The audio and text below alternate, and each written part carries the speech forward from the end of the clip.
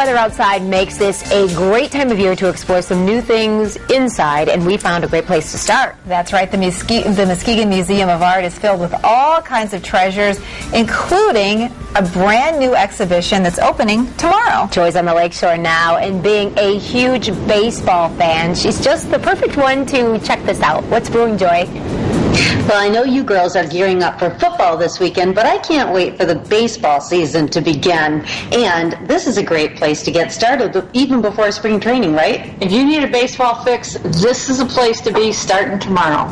So tell us about this exhibition. This exhibition is telling the story of the Negro Leagues in America that ran basically from about the 20s through the 40s. And it's featuring the paintings by Kadir Nelson, who painted these works for a book that he wrote and illustrated on Negro League history. And that history is very rich. Many of the things that we take for granted in baseball today started with this league. It really did. There are so many stories in these two galleries right now. I'm learning so much. The Negro Leagues were the first pioneers for night baseball. They had the first night baseball game in 1930.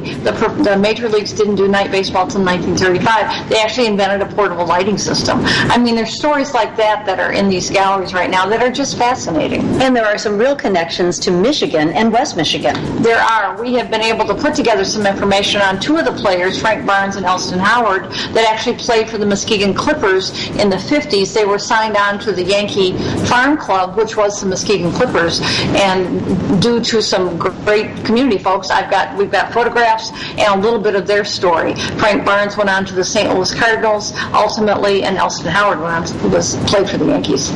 And you also have, of course, probably the most famous baseball player of all from this era, Jackie Robinson. Jackie Robinson. In fact, there's really two paintings that are quite wonderful. One is a painting of Jackie Robinson sliding into home base as he played for the Kansas City Monarchs. And then, of course, the painting behind us is his very first day with the Dodgers. And that, of course, set the tone for history making and actually the demise of this league. It did.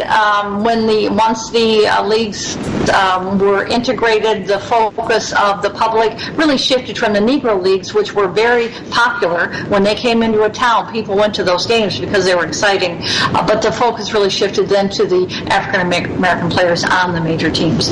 And that also shifted the focus because the Major League Baseball teams now are integrated with people from all over the world, and that started with the Negro League baseball teams. It really did. One of the little side stories that I was really fascinated by was the connection between the Negro teams and the Hispanic players. The Negro Leagues played in Cuba, they played in Mexico, in the Dominican Republic, and they were revered. They were very welcomed as baseball players in those countries.